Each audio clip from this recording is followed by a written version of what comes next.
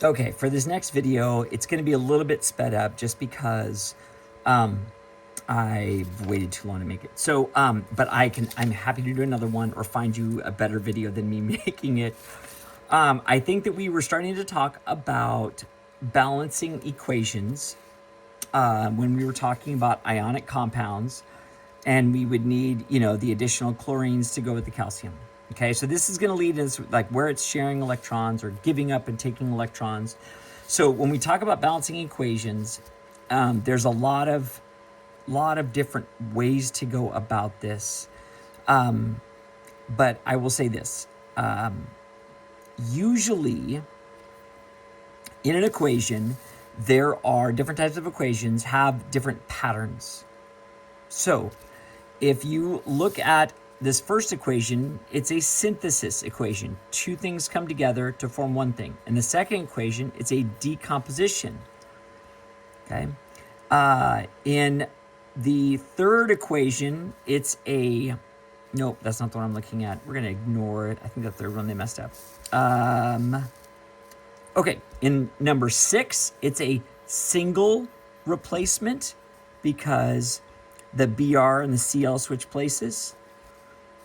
In number 8, it's actually called a double replacement because there's Ag and NO3 and Na and Cl, and they just switch partners. They switch like dance partners. That's what I should have done, the dance partners.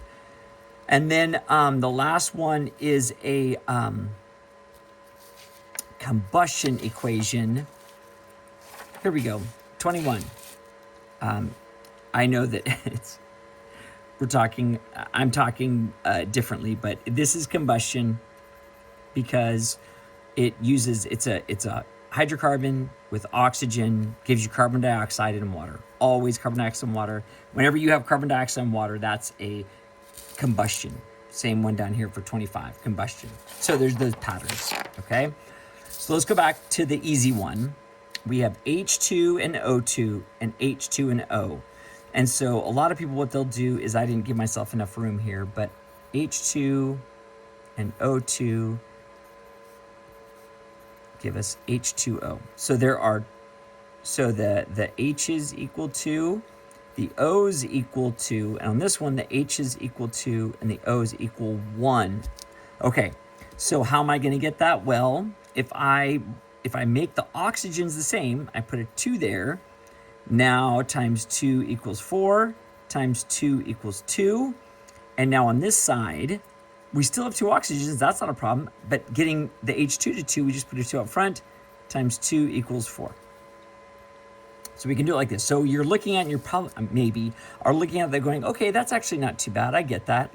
Looking at number 4, it gets a little bit more complicated. We have CO plus O2 gives you CO2 in this synthesis equation. So we have carbon, which is equal to 1. We have oxygen was equal to 3. That's tough, right? We've got a 1 and a 2 together equals 3. So we'll do that like that for right now because there's oxygen. Up here, C equals 1, oxygen equals 2. Okay, so now we have a problem. So we have 3 and a 2. This is where you want to find, I think it's called the, is it the least common factor? Or I don't know. But 3 and 2 both go into 6. Since they both go into 6, we could say 2 goes into 6 3 times. So I bet this is going to be a 3. Okay. Now I need this to get to 6 because now I just did times 3 equals 3 times 3 equals 6, right? So probably the first go-to would be to, well, you got to have 3 carbons. So you put 3 out front there. So times 3 equals 3.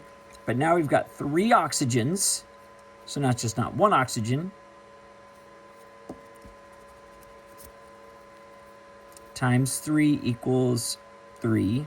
3 plus 2 is 5. Well, that's not going to work very well. So this is where you also say, okay, this number on the right side is always going to be even. This is always going to be even because of that. This side could be even or odd, but because this is always even, we can't make the number in front of the oxygen or in front of this one be odd. That won't work, okay? So what a lot of people will do, and this, I hope this is not getting too complicated for you. I'll say, okay, well, can we do it to where instead of that, which is the first way that most people do it,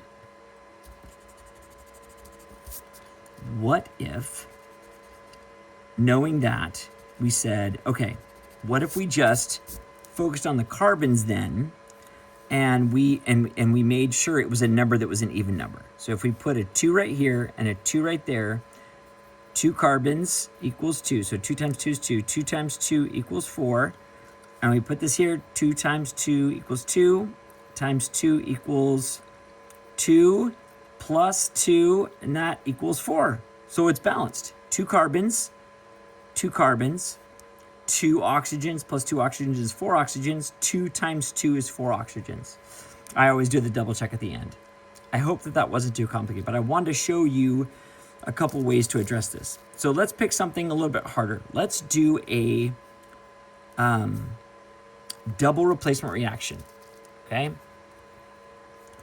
So in this one, we have 1 Ag, 1 Ag, and this is where there are things called polyatomic ions, polyatomic ions. The NO3s stay together, so I am just gonna keep those as units. There's 1 NO3, there's 1 NO3, 1 Na, 1 Na, 1 Cl, 1 Cl.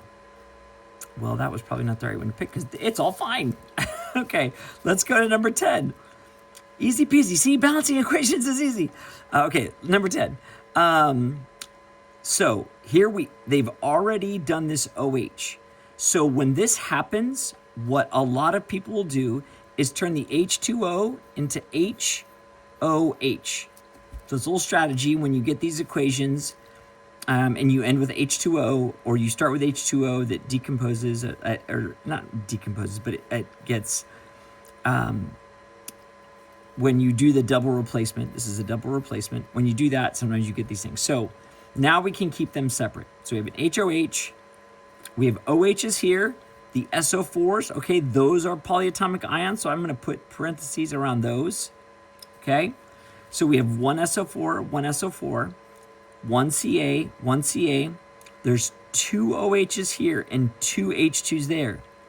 Well, if there's two H's and 2 OHs, if I just put a 2 in front of that one, then I have 2 H's and 2 OHs, because the coefficient multiplies times the big things, whereas like even the polyatomic ions, whereas subscripts only apply to the one element it's on, which I'm sure you know by now. So 1 calcium, 1 calcium, 2 OHs, 2 OHs, 2 H's, 2 H's, 1 SO4, 1 SO4. Not bad. I'm hoping you're following me here. Okay, I'm gonna do one more, and then I'm gonna ask Remy if there's a better way that I could do this, probably.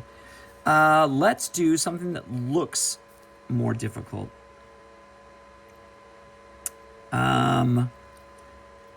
Okay, we'll do number 18, although I don't think 18, no, let's not do 18. Let's do, you know what, let's do a combustion one. We haven't done that one, so we can ignore energy, because that's not gonna play a factor.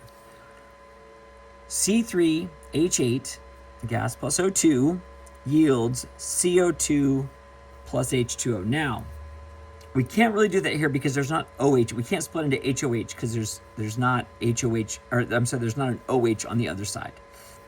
Okay. Usually what happens is that one of the small numbers ends up in front of the hydrocarbon, and then bigger numbers end up on the other sides. There's 8 H's here, 8, and there's 2 right there. So let's just, we can work it out, and it'll be, I think that if we just work through it, instead of tallying it, it'll go fine. So 8 H's, I'm gonna put a 4 right here. That gives me 8 H's on each side. That gives me 4 oxygens plus 2 oxygens. That gives me 6 oxygens, okay? Oh, okay. Before I go too much further, carbons should be balanced first. I apologize. Carbons should be balanced first. 3 carbons, 1 carbon. So I put a 3 right here. Sorry. C3, 3 carbons, 3 carbons. Okay. Now we have 8 H's, and so I'm going to put the 4 over here so I can get 8 H's there. Now I have 3 times 2 is 6 oxygens, plus 4 times 1 is 4 oxygens. So 6 plus 4 equals 10. 10 oxygens. And there are 2 oxygens here. How do we get 2 to 10? We put a 5 in front of it. So let's just double check. This feels like it went pretty smoothly. 3 carbons, 3 carbons. 8 hydrogens, 4 times 2 is 8 hydrogens. 5 times 2 is 10 oxygens, okay? 10, and 3 times 2 is 6, plus 4 times 1 is 4. 6 plus 4 is 10. 10 and 10, okay? So I may have chosen some more simple equations to balance, but I'm hoping that that will help you. I'm hoping I didn't make it worse. So if it doesn't work, I can always find some other videos that could help you. And I'd be happy to I could do another one with something, maybe if you have some problems for me to look at. All right. Thank you very much.